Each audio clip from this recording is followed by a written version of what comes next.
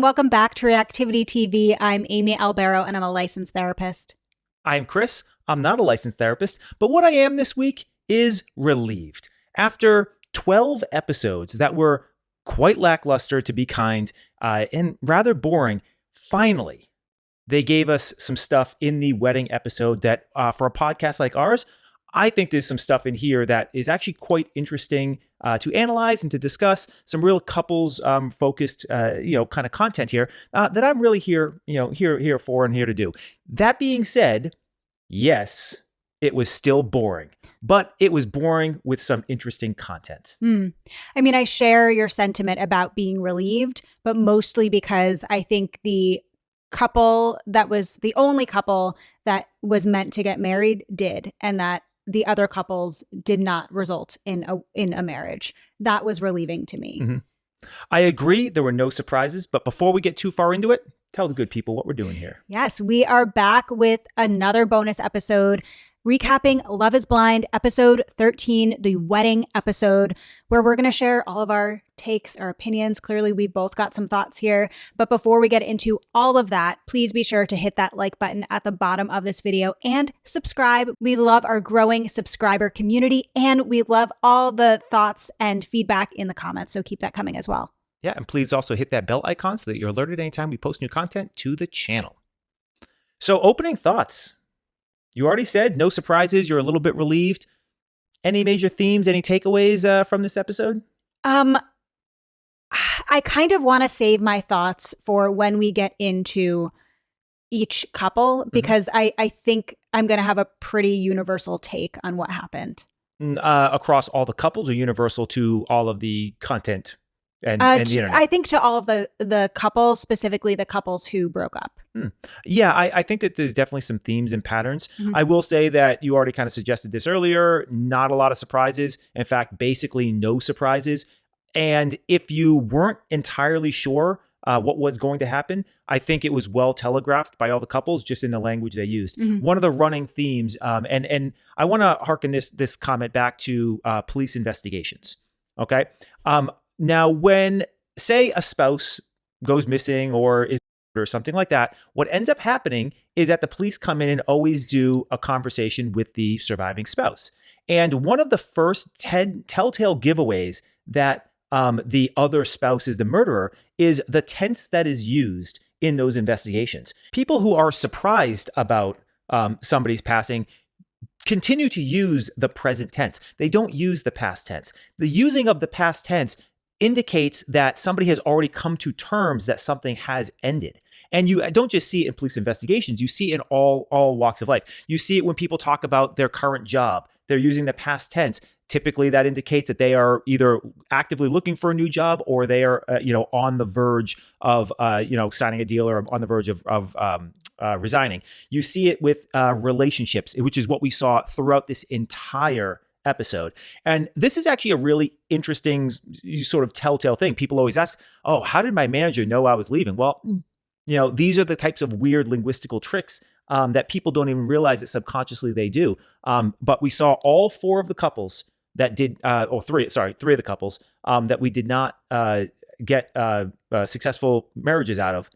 All three of them, if you follow and track what they're saying throughout this entire episode, almost everything they're saying is past tense. The only people that were forward looking and in the present were Daniel and Taylor. And so even if you walked into this episode a little bit unsure, by the time you got to the altar, universally, to a T, all of them, it was the same thing. Right.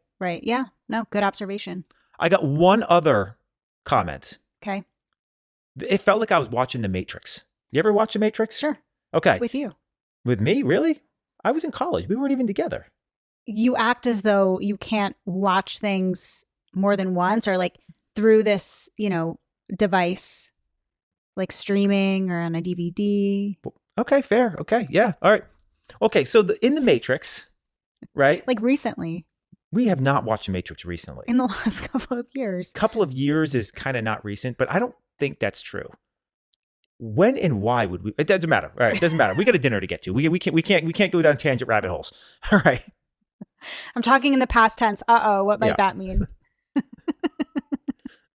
So Max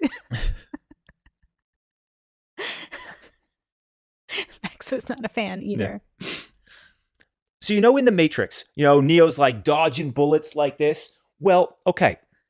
Think of, right, all the bad criticisms, all the bad things that could possibly happen to you by getting married to the wrong person, right? And that's basically what happened here. It felt like it was like, Matrix style bullet dodging for the guys. The guys got away just clean because all the women basically did all of kind of the decision-making dirty work in some ways. Mm-hmm.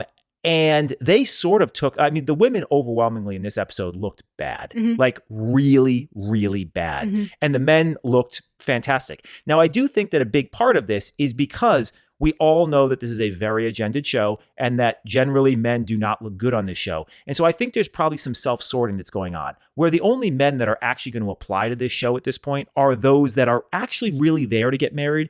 The Daves aside, you're getting a lot more people like Daniel, right? And like the Bens of the world and like the Devons that are really, truly there for the right reason.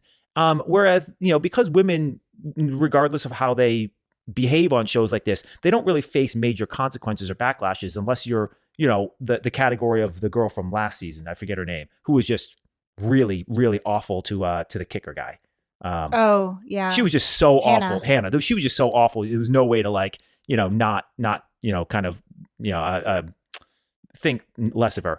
But what I think is happening here is that the men who are on this show are just so accommodating at this point, and they are, just kind of so agreeable. But that was also the cause of their demise. Sure. Well, yes, I think that is a major contributor.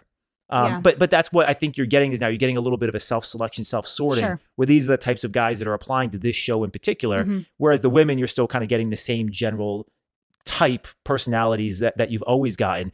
And despite the fact that this was the largest season ever of cast, we've kind of got the lowest success rate potentially ever. I don't know. I haven't watched all the seasons, but and so I'm interested sort of to see that evolve and see what production does with that information. Because it also could have been Minnesota as well. Like Sure, that is yeah. a variable too. Yeah. I have never been to Minnesota, but people who have been to Minnesota who have talked to me about it, generally portray it as a place where there's a lot of like kind of fake niceness. And so, I have no firsthand knowledge, so don't eviscerate me in the comments. That's just what I've heard from people who go there. So, yeah. All right, so let's get into the weddings. Let's take them kind of in the order that we saw them. And so at the top, we get the conclusion of the Ben and Sarah relationship. And we see a lot of preamble, particularly with Sarah and her family. And it seems like her sister and sister's partner still seem pretty uncomfortable, we'll say, with this as the next step. And they say a comment like, I hope that Sarah doesn't just make this decision to, for other people. And I'd be curious to get your thoughts on who they might have been referring to. But anyway, we're getting the sense that there is still this question mark, that this difference in political ideologies seems to be in the room, so to speak. So anyway, we flash forward to the altar, and Sarah says, essentially a little bit of leading comments, actually, because Ben says to her, I was going to kiss you. And then she says, we can do that later. But ultimately she says, no, I can't. I really can't get past this. And he says, well, but maybe we can date. And she says, we'll see.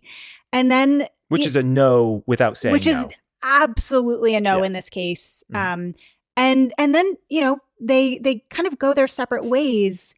And we hear a little bit in Sarah's, like, I don't know what they actually call it in Love is Blind. Is it a testimonial? Is it a face to camera? Is it an in the moment interview? I'm sure you'll let me know in the comments. But we see her kind of interview post breakup. And, she talks about the fact that she wishes that Ben was a little bit more curious, that there were parts of their ideologies that she just she felt like they couldn't bridge the gap. And Ben had a different feeling. Ben really felt that they may have been able to. So. Yeah, I thought of all of the couples that we saw, this was a couple that was the most interesting to dissect, because I was just writing comments down that they were saying, comments that I thought were so interesting that I want to talk about. And there was actually more comments in this couple than every other couple combined. Okay. just because I find so many of them fascinating, so many of them enlightening about where they are as people and where they are in their journeys and relationships. So I'm going to ask you to reflect on a couple of comments. But Okay. before I ask you those or tell you those comments, what I would say is, Ben dodged a bullet here. I think he might have been, I said this last episode, he might have been dumb enough to actually say yes here. And they are completely incompatible. Agree. Completely. Agreed. This was not going to be a happy marriage. Sarah is not a happy person, right? And she's not a person who's necessarily going to be satisfied with where he is or what he decides to do. And that is so evident and clear. I don't know that we can make an assessment that she's not a happy person. Oh, I think we can. I think we've seen plenty to suggest that she's not a happy person. Okay, so let's get to some comments, Okay, shall we? okay. Yeah, right. Sarah, best kind of love is to choose people for how they make you feel. You already know how I feel about this. If you've been around for a bit, you also know how I feel about this. That is a false statement. That is a selfish way to look at love. If we pick a partner based on how they make us feel, that is not what love is. And that is just, very, very selfish, very self-centered. Again, if you've been around for a while, when we did the recap of The Golden Bachelor, this was one of my biggest criticisms of Gary Turner, was that everything was kind of self-centered and self-focused.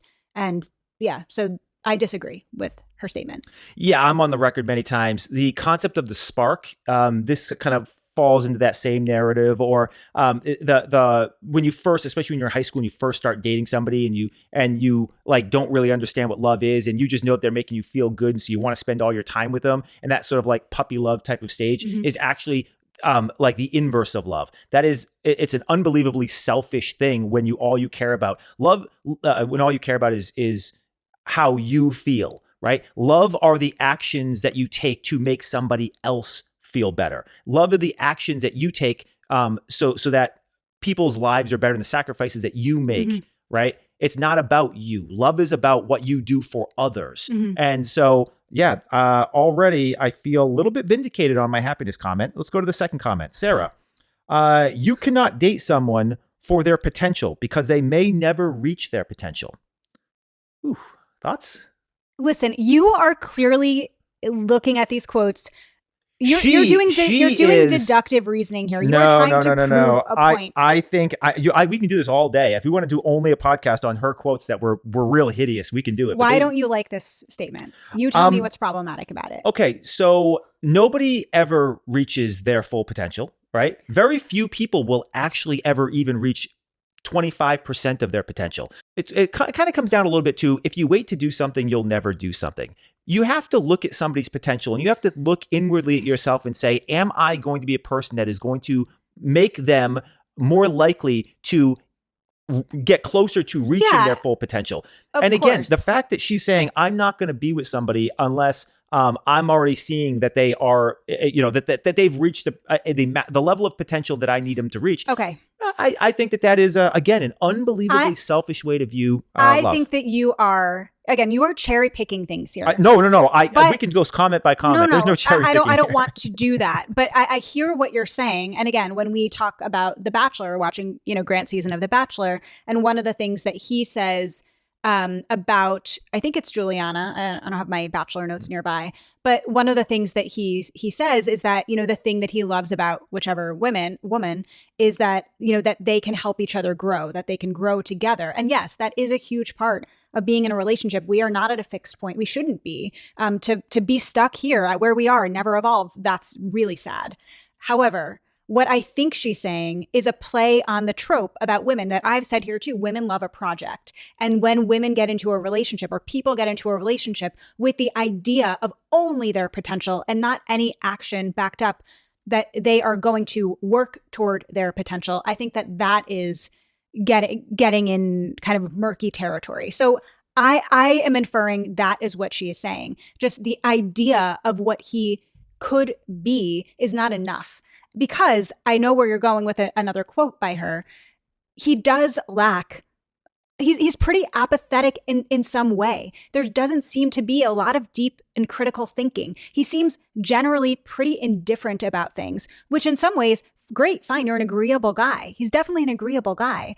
But don't you want someone that wants to care, like wants to be a little bit more curious, wants to learn a little bit more? Like the biggest thing that bothers me is when someone doesn't have an opinion, right? And you are a very, very, very opinionated person. So that's clearly evidenced here.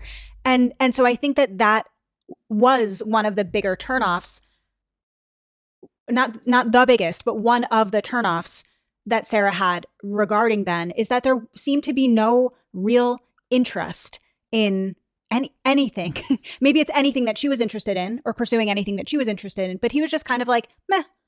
So I understand exactly what you're saying, and these would be my counterpoints to it. One is, I don't think Ben is disinterested. I think Ben knows what show he's on. And I think he's conflict averse and edit savvy. He is edit savvy, and so he's not gonna. He knows that production agrees with her worldview, and that he is going to get lambasted. He already, in the time of recording the show, has seen a TikTok about him, and so that's definitely, if it wasn't already in his mind, it's definitely in his mind now. Of what is the world going to be saying about me? Exactly. So he's in a situation where he probably doesn't feel as though he can actually be confrontational with his worldview, because he's not going to get a fair shake. Production agrees with her worldview, and he's just going to get whatever villain. Well, we know where we are, and whenever this was filmed in 2024, like we know where we are in the world, and yeah, I think if he had any sort of stronger opinion that was potentially even a little right of center, he would have, been eviscerated. Yeah.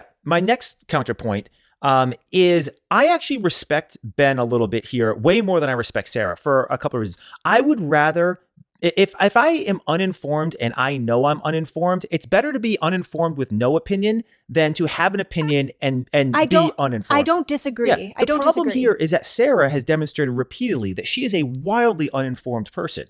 And so to have such a strong opinion, she's basically just Dunning-Krugered herself, right? She doesn't really know anything about anything. She demonstrates it in comment after comment after comment.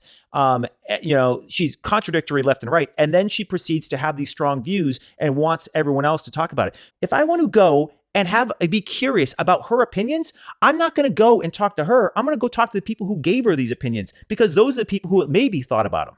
And that's the problem with Sarah. My problem with Sarah, again, I'm on the side of Sarah looked bad here, but I'm on a side of it that's a little bit askew from where you are. My problem with Sarah has been, from the get-go, is that she's very hypocritical. Do what I say, not what I do. That she wants someone that's curious about her brain and how it works. Well, you need to also be reciprocal in that. And how about you lend a little bit of curiosity about Ben and Ben's beliefs and whatever, rather than, no, it's just, it has to be this or else. That she can say, no, it's about universal love and respect, only if you agree with what I'm saying. Because it feels like, they're all kind of laughing and cheering and kind of downing Ben at the end. And why? Because he goes to church, and because he, again, is apolitical. And that's not necessarily bad, right? It's different than what she might want. And I think we learned that she needs someone that's a little bit more aligned with where she is. She can't be with someone that's more moderate or, again, apolitical. But I think the lack of reciprocation, that's the word, is for me such a turnoff. It's again, very hypocritical. I agree. So let's bang on Ben for a second here, because he doesn't get away scot-free. We are not aligned perfectly, but it wasn't anything that I didn't think our relationship could work. Grammar aside, what do we think about this comment? I think he's delusional. Yeah, he doesn't know who he was dating. He wasn't listening. Yes, he was not listening. And this is where, out of all the women, I mean, again, Taylor and Daniel are not in this category. They're in a they're on a different show, as far as I'm concerned at this point. The thing I give Sarah a lot of credit for is that she was not shy to say, this is what I think, this is what I feel, these are my problems with what you are saying, these are my concerns with what you are saying. She did not hide it. There was no surprises at the end. Yeah. And Ben just wasn't listening. And so, okay, Sarah, you did your due diligence, you went to church, you asked questions, you tried to press. I get it. Ben, where the heck were you in this? And how do you not see? You clearly weren't listening, and you don't know this person. You just don't know her. so that's where Ben, again, a little delulu there on his part. I'm in 100% again, too agreement. agreeable. Yeah, I mean, look, the problem with Ben is that he's way too agreeable and he's way too accommodating, and that I don't know what. In some way, that would have been a perfect relationship for Sarah because he would have just gone along with whatever. Yeah, I mean, possibly, probably. I mean, I don't know. It's hard to say, but at the end of the day, not compatible. No. And I think they both look bad. Yeah. But I think, Ben. Let's even just look at the way that they ended, right? They end, and it's kind of like the, I don't know. Maybe this shows my own bias. But like the women empowerment show, and like kind of knocking on Ben, and then you see Ben and his friends gathered in prayer and praying for Sarah and thanking God for bringing them together and yada yada. And so like it just shows two very different approaches to life and to relationships. And I think that in and of itself, just seeing the way that they parted that alone showed us like, okay, these are. Yeah, just out of curiosity, which one of the two seemed more tolerant? Which one seemed more loving? Accepting. Which one seemed more accepting? Which one seemed, more about, equality? Sarah or Ben? I think I know what happened here. I listened to her speak. No, is that unlike Monday's episode of The Bachelor, where you agreed to come in with a positive attitude, we didn't have that same pep talk today. I can't. What are you talking about? I came in with a super positive attitude. I talked about how I was relieved. I put on my purple shirt for the weddings. I saved this shirt all season. I said, I'm going to wear the purple shirt when finally we get to an episode that I feel really positive about and I'm excited to talk about. And it's not just to shit on. We happen to open with Ben and Sarah, the worst possible couple in the world, and Sarah is the least likable person on this entire show, worse than Madison, worse than Virginia. So you can't tell me that I didn't come in here with a positive attitude. I think you were excited. Purple shirt. I think you were excited to try to rip apart Sarah. No. I was actually there was a lot of good stuff in here. I mean, the comments that Sarah made were they were just too good to not comment on. They're just, some of this stuff is just so delusional. But come on. Okay. So you want to talk more positive stuff? Let's talk Joey and Monica.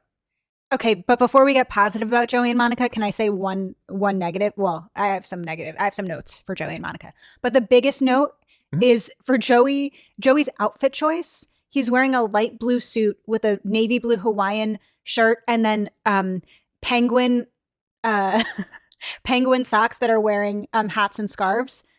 It's snowing outside. I don't know. Pick a season. And he longboarded into the wedding. And he longboarded to the hall, altar. To the altar. Yeah. Well, no. To the function hall. Oh. And to the altar. Yeah. I hear you. Pick a season, but you know what? I mean, you're always in short sleeves, so I don't know. Look, you tell me all the time. I'm a furnace. We actually got a comment a couple weeks ago. Somebody said, "Where the heck are you? It is February, and you're both in summer clothes." Now that person didn't realize that we were actually filming in Miami, but it was 80 degrees that day. It was 80 degrees. It was a nice day in Miami. But yes, I would have been in that same attire, as can be seen, even when we're here in Connecticut. But Joey and Monica. Okay, so we left off. Our opinions were that I said no. You were an absolute no, and I said, I could see her getting to a yes, but it felt like it was a pretty low probability. Ultimately, we come in. Joey's playing football with the boys, and they're having some good conversations. I actually thought Joey's friends had most of these interactions are so boring and so stupid and no one says anything interesting. I actually thought Joey's friends had some interesting comments and questions that they were asking him. So this was actually one of the more interesting dialogues. But Ultimately, Joey he's talking in the past tense here a lot. He's very non-committal, and that's not making me feel good. The girls are getting ready, and again, the sister is just being She's referencing Monica bringing people home in high school 15 years ago. Oh yeah, and she's very unhappy to be there. She's awful. Yeah. I mean, she just really is just awful. Yeah. And she's someone who I'll say is unhappy. She is an unhappy human being. Yeah. There's no question. Again, his ambivalence seemed to be the problem the entire relationship. Hang on to that thought, because I want to talk about that, because I think we're going to disagree on some stuff later down the road. Oh, just then we're going to disagree? We're just going to disagree. Yep. So Joey longboards to the altar. She comes to the altar. I thought her cluelessness with respect to how weddings work was so adorably cute. Like, how do you not, like, nobody told you what to do with the bouquet? No, like, you've never been to it. Like, it's She just would like, have just been nervous. yeah, it was, but there was like, She's endearing. that's exactly what I was going to say. It was so endearing and so cute and so fun. And she's so bubbly, you know, and she looked pretty in her dress. And so it's just like, You know have a what? Monica bias. I Let's do be have a honest. Monica bias. Yeah. You don't think she's pretty. It's not that I don't think she's pretty. I think she's fine. Like, I just like her. She grows on me every episode. she's just fine. Like, just fine. Okay. and I'm not talking about her looks. I'm just talking about as a cast member on the show.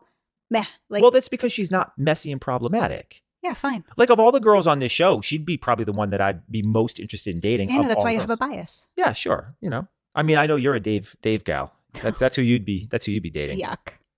Dave's not the closest approximation to me. I don't know. I can't get. Or am I more of a Daniel? No. Actually, as a husband, you're way more of a Daniel. Yeah, I'm super accommodating. Yep. I just don't like Christmas, but I still get you a big old tree every year. Okay, so we are so off the rails. It's unbelievable. It's because you're fighting with me. That's why you disagree. You're supposed to be the agreeable one in the relationship. That's the problem in all these relationships. I refuse. I am demonstrating what I expect of these people in these relationships. You have to hash it out. You have to have an opinion. Yeah. I'm having an opinion. Mm-hmm. Deal with it. I'll deal with it later. Around 9 p.m. tonight. As long as I get some pizza, do what you want.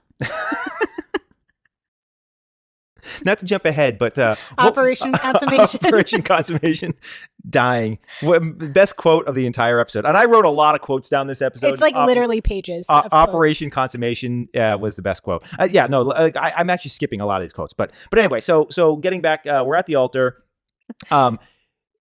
She says not yet, which is basically still a no. And he looks relieved. And, he, in some ways, again, Matrix dodging another bullet. He didn't have to be the one to say no, because we all knew he was going to say no. Yeah. They have what I thought was a really, it was a beautiful moment where they embrace, they talk, you feel like there's no love loss.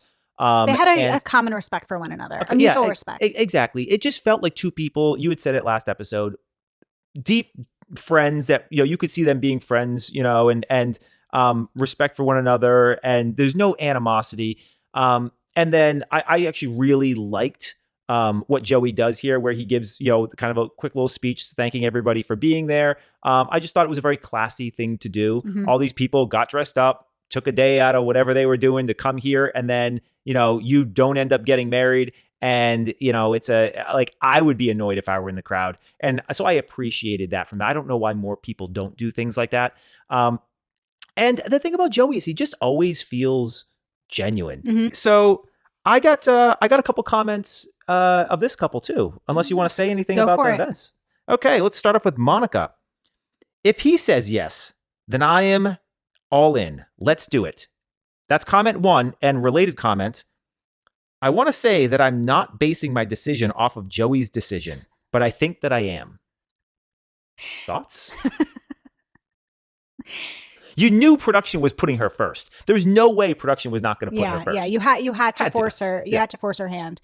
This is not the way to enter a marriage, of course, but this is the way a lot of people, women more generally, navigate relationships. Is if he likes me, then I like him. Mm-hmm. And that really speaks to her readiness, her own insecurity, mm-hmm. her own lack of vulnerability to put it out there. And that seemed to be a big barrier between the two of them. Is like not having that kind of vulnerability, not really showing her hand in terms of how you feel. The fact that this was the first time that she expressed that she loves him and he was surprised. You're jumping ahead, but yes, I agree. Like that's a problem. Mm-hmm. Yeah. You actually sort of rolled into some of the other comments. She did do the, I want to be chosen. I deserve to be chosen. And so this has become a very common refrain for women. You hear this constantly over and over and over. And I kind of want to get your thought on this because I believe that in some ways this is a bit inverted, not backwards per se, but a bit inverted. So if you think historically speaking, the way courtship worked for literally thousands of years was that men would court women. They would choose a woman. They would come and do the courting of the woman. And if you were a desirable woman for various different reasons, depending on the culture, you would have multiple suitors and you would then choose the man.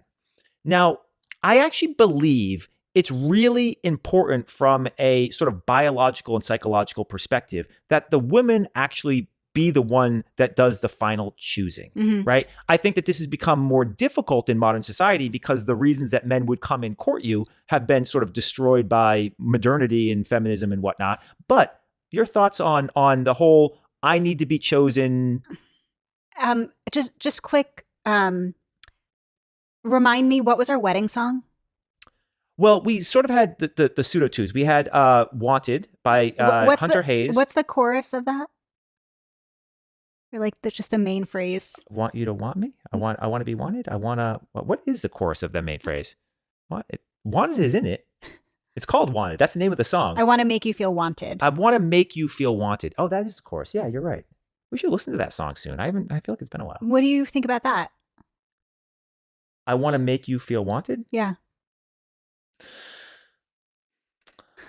Well, I think you're getting back to now you're actually describing love. Like, what is love? Love are the actions we take to make somebody's life better. Some of the sacrifices that we make, right? I think that that's different. Making somebody feel wanted and making somebody feel like they have been chosen, I think are two, they're sort of tangentially related. They're, yeah, cousin concepts to one another. But I do think that they are fundamentally different concepts. I hear what you're saying. I know that this is a common phrase that women typically women say is, I want to feel chosen. Why do you think it's a problem? Clearly you have an issue with it. Why do you think it's a problem? I don't think it's a problem per se. Monica never says that she loves him until the altar, right? And I think it sort of rolls into this. The narration that we've got about Joey this entire season has been that he is the one who is not providing her the security and the statements and the affection that she needs to make a decision. And she is the one who's like ready to go, and yet she's being held back by him, right? Would you agree that is the general narration of the season? I guess. Okay.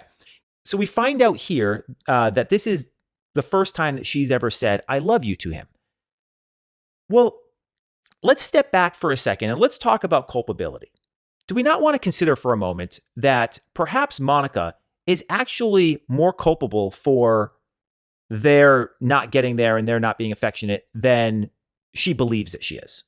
And by that, I mean, two people are staring at each other, waiting for the other one to blink. I know. Somebody has to jump. Yeah, they're playing first. chicken. Exactly. They're playing chicken. Somebody has to jump first, and neither one of them is willing to jump. Yep. And we're getting the narration that it's really Monica's, she's in and he's out. But like, no, Monica, you're not doing it either. Agree. And so you're both holding each other back. Now, I don't know who in their dynamic really should have made the first move. Generally speaking, I think that it's important for the man to show interest, but I do think that it is very important that the woman say, you are the person for me. There's a biological tick, and a psychological tick that's different between the sexes. And I don't think you're going to have as much success in the courting process if you are waiting for the man to say he is in 100%.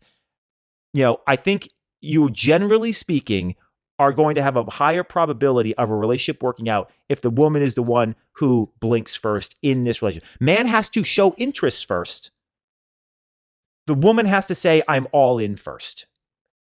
And I think that's the dynamic that it becomes the most successful. I don't know if I agree with that or not, but I don't think that is what happens these days. I 100% agree. And I think that all these comments of, I just want to be chosen, are great illustrations that I don't think people really understand the differences in how men and women think and our processes for getting to things and why we do what we do and why our behaviors are the way they are. I think we like to believe this constructionist, mindset where everything is environmental and everything is social. And we ignore the fact that actually a huge chunk of this is actually biological, and we like to pretend like it's not. And the problem is, like, when you ignore that and pretend like it doesn't happen, then you start making really bad decisions. You start making assumptions that are going to lead you astray. And that's what I think this entire common refrain of "I just want to be chosen" that women make is leading them astray, because I think it ignores a whole aspect of biological reality. Anything else you want to talk about on Joey and Monica? No, I mean, they left it in such a nice, tactful, classy way. And I hope they're doing well. Do we think that they... No. You think it's an outright no? No romantic connection. Not There's even never one a date. romantic connection. Yeah. I mean, there was another comment about how they just... Monica had made how they just never really pursued the physical side. And he commented in his like kind of final face to camera type thing that he acknowledged that was a problem. Yeah. So... all right. Other people that also did not progress their physical relationship were Devin and Virginia. So this was, do we agree or disagree, of the four, the most boring section? This was brutal. I don't know. It was really hard. I fast forwarded through a lot the first watch, and then the second watch, I was like just waiting for it to be over. Yeah, this was brutal. So why don't you tell us about the events? Well, I mean, listen, we see a lot of setup. We see Devin and his mom, and his family really talking.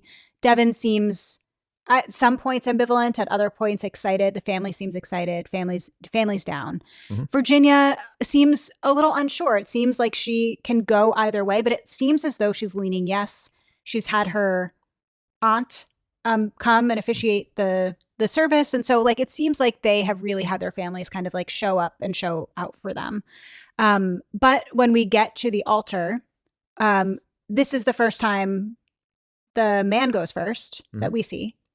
And Devin says, yes, says I do. And which was the only surprise of the episode, I thought. For you. Yes. I thought he was a certain no. I knew that she was going to be a no. Oh, no. But I mean, Devin. I thought Devin was a no. Yeah, I know. I thought Virginia was going to be the no of them. Yeah. I knew that they weren't going to get married, and I thought it was going to be Virginia that was going to say no, and I was correct. I mean, you're more insightful than I am, so that's not shocking. So Virginia says no.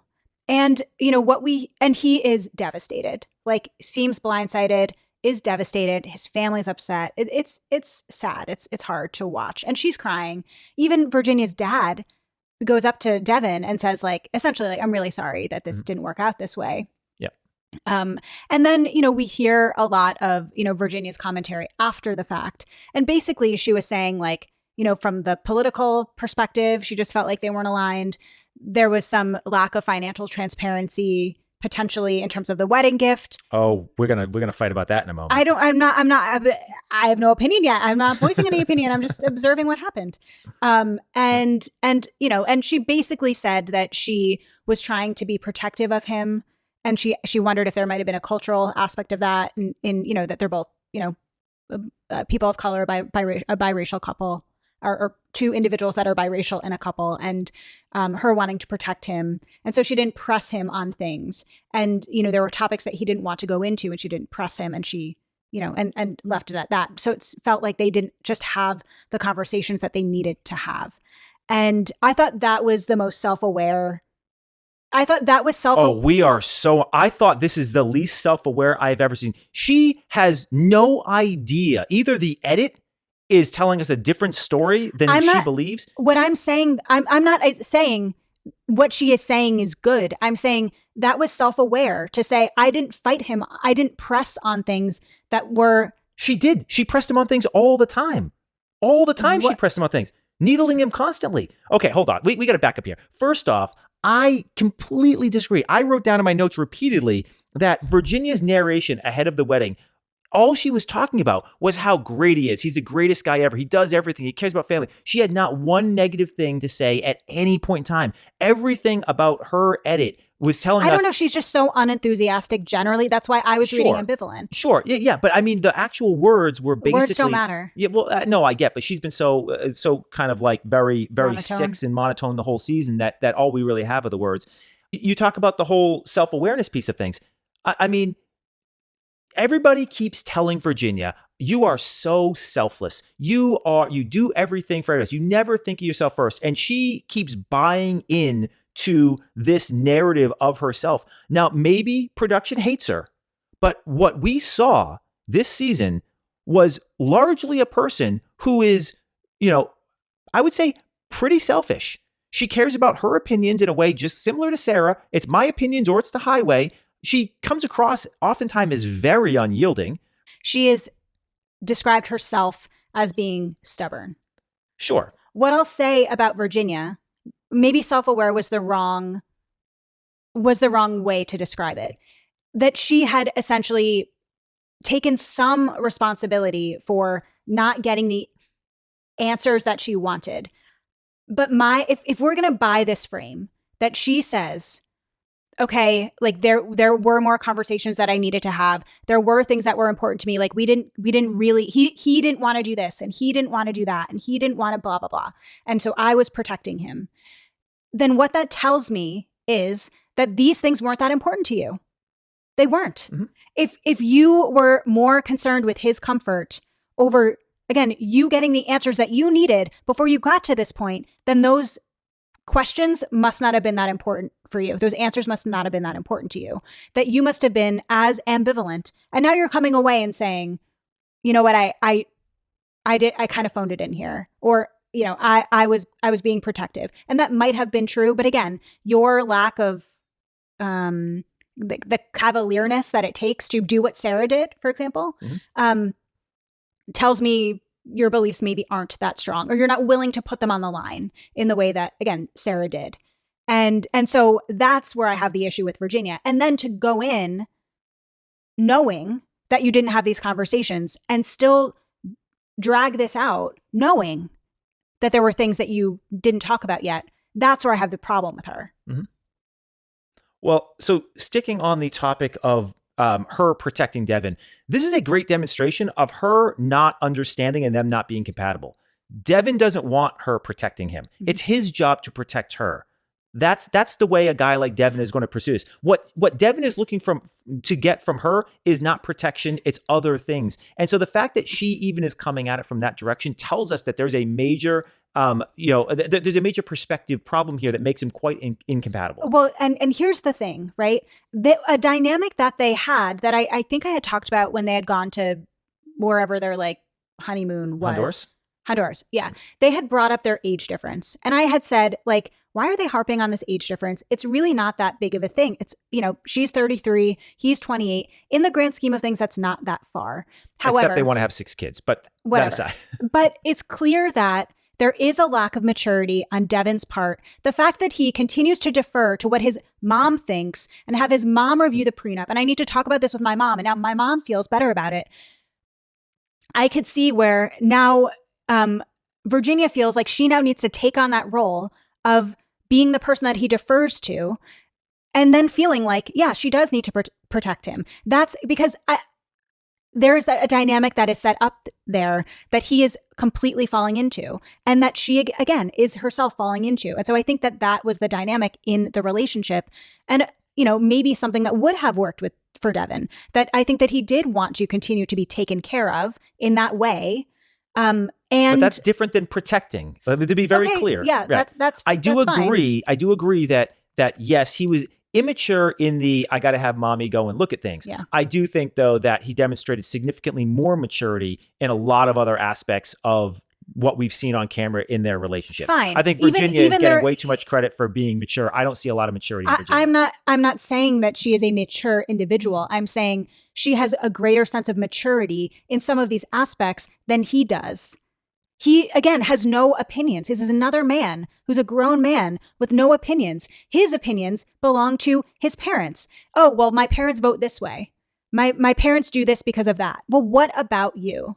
I actually agree with you 100% on that. But also, I'm going to make the same comment back that I made about Ben. He's another conservative who knows what show he's on. Right. And so he's going to keep his mouth shut. Yes. And at the same time. And I think Virginia knew that and didn't want to necessarily out him. Again, as a black man who's a conservative. Yeah.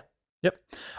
So I want to get to the gift thing. So basically the story is that there was a gift given and Devin knew about the gift, and he and Virginia we're talking or whatever, and he did not bring up the gift, and she viewed this as sketchy, as not trustworthy. not trustworthy. Okay, so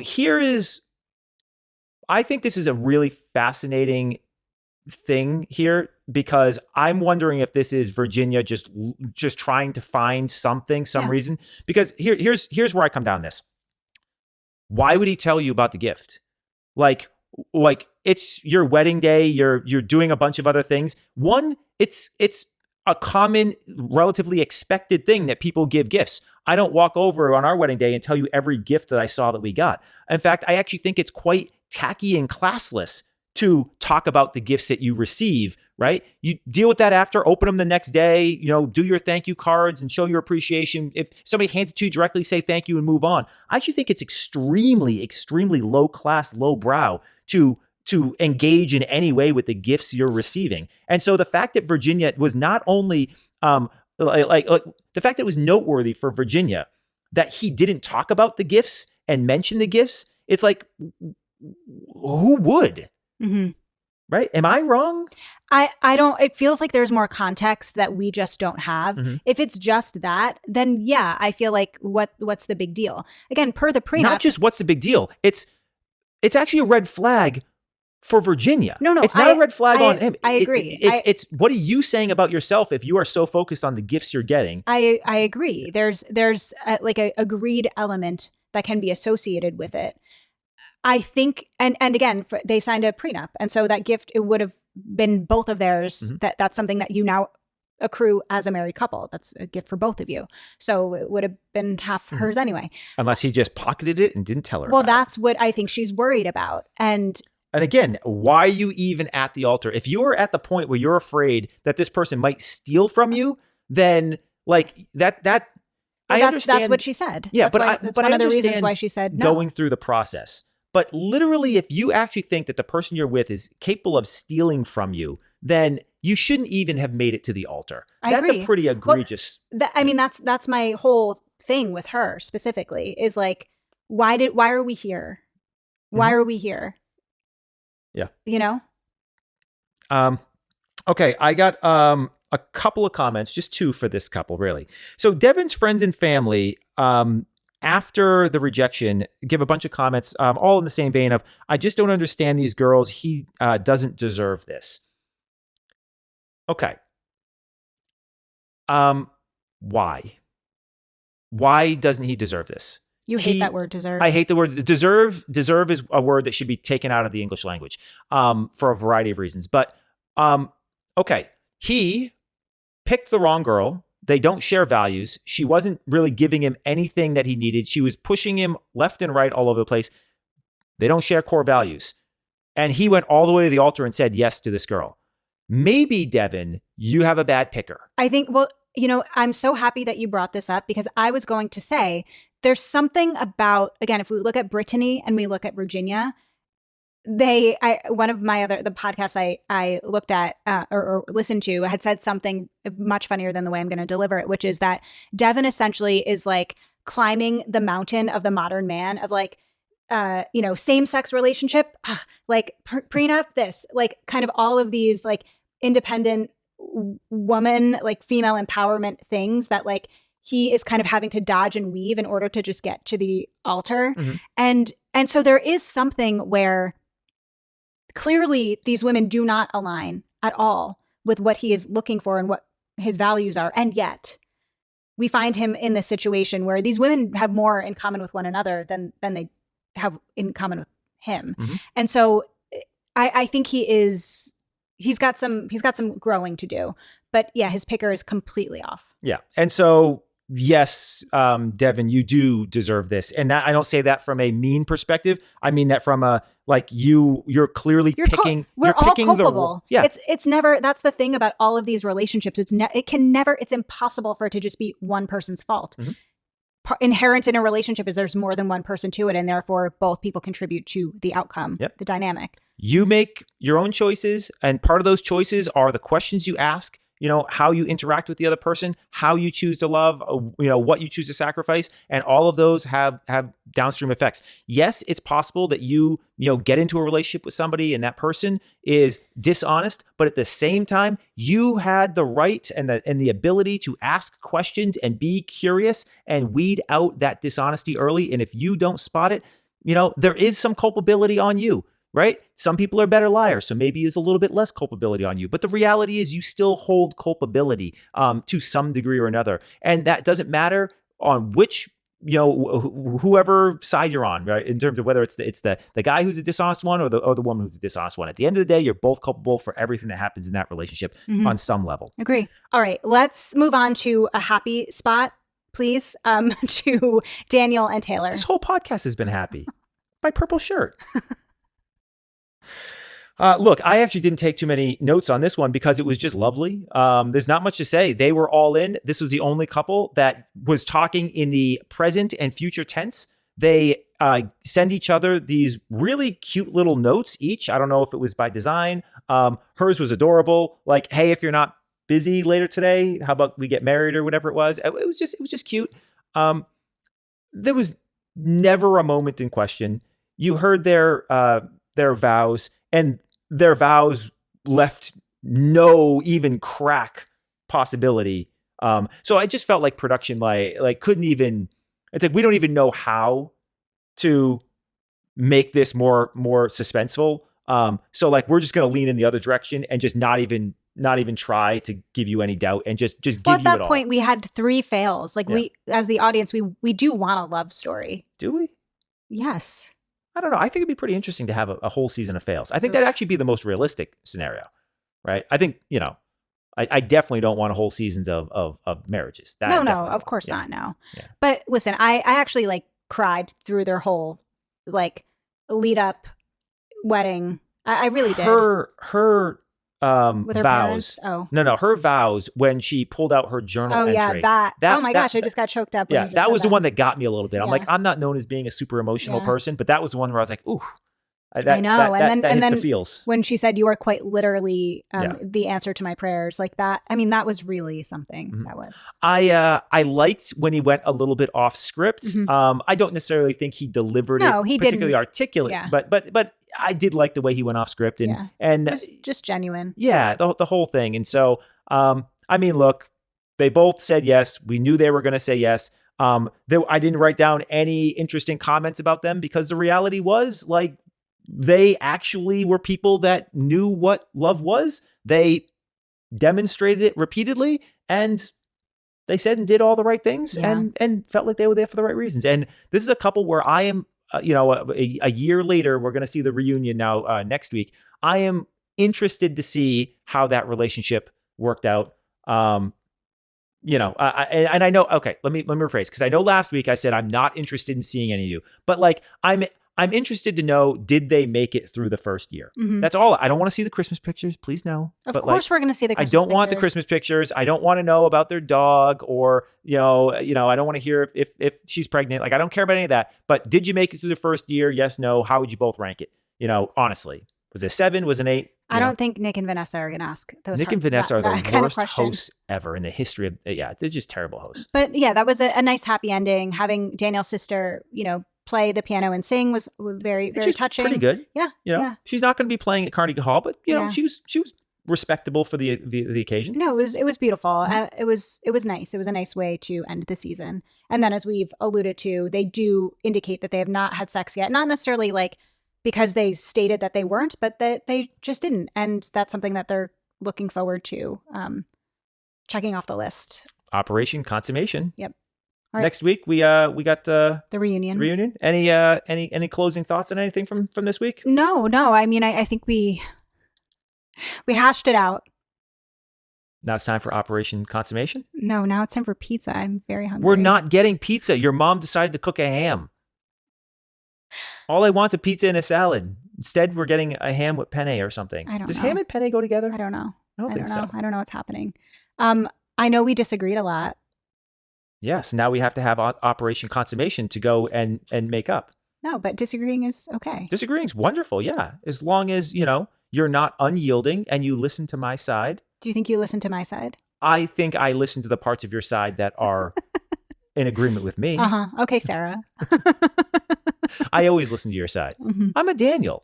I'm super accommodating, very agreeable. Oh.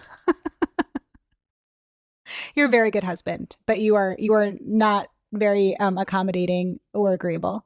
I am super accommodating. I'm going to your parents' house for dinner today. No, that's fair. You are accommodating. I'm not agreeable. I'm very accommodating. Mm-hmm. Yeah. You're a good husband. Thank you. You're a wonderful wife. Okay.